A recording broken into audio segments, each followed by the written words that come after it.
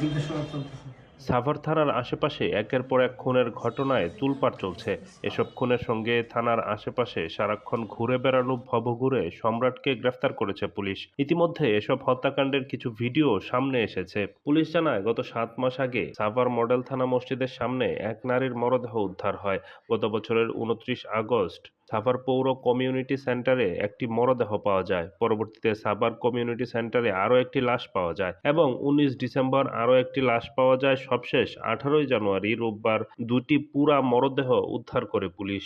আমরা যাদের জিজ্ঞাসাবাদ করেছিলাম তাদের মধ্য থেকেই আমরা পরের ১৮ তারিখ দুপুরবেলা আপনারা জানেন যে দুপুরবেলা আমরা ২ জনের মৃতদেহ আমরা এখানে পাই।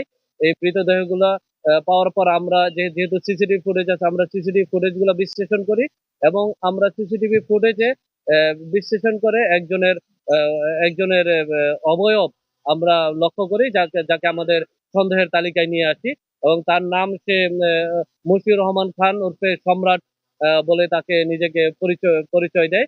আমরা তাকে আমাদের হেফাজতে নিয়ে আসি। জিজ্ঞাসাবাদের এক পর্যায়ে এসে আমাদের কাছে প্রাথমিকভাবে স্বীকার করে যে না, এই ৬ টি ঘটনার সাথেই